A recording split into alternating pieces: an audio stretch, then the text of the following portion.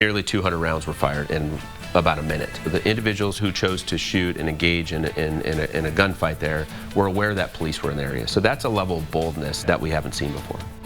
It's been nearly 2 months since an early morning Midtown shootout that sent 4 people to the hospital.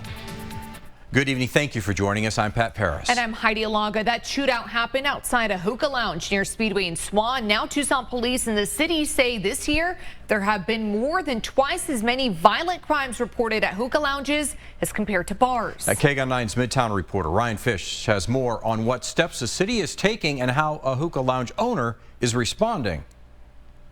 Bars in Tucson have to close by 2 a.m., but hookah lounges often stay open until 4. The city says that draws late-night crowds and can lead to late-night crime. The city is drafting an ordinance that would limit hookah lounge hours, making them also close at 2. And it would add a special licensing provision that the city could revoke or suspend if a business is attracting crime. It will be data-driven. It's not going to be arbitrary. Ward 6 Councilmember Karen Ulick says businesses around hookah lounges want to see change yesterday. We want to take action in 30 days. We really want to get this on the books and get it rolling. It's not about going after hookah lounges. It's about keeping our community safe.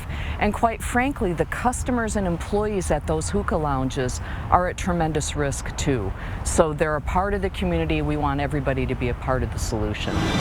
On University Boulevard near the U of A, it's a very social and calm type of environment. Paul Mannheim owns Espresso Art Cafe, part coffee shop, part bar, part hookah lounge. We've really never had any violent issues, which has been great. Ulick says his business is a model for other hookah lounges. It already has security cameras and closes by 2 at the latest. After 2 a.m., maybe nothing good is going to come of it. So I understand where that might come in. Hopefully the regulations don't limit our ability to serve the customers and the clientele that are used to being served here.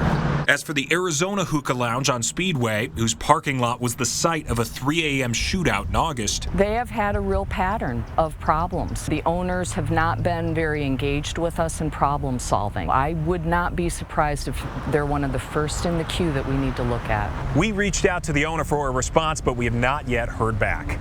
In Midtown, Ryan Fish, KGUN 9.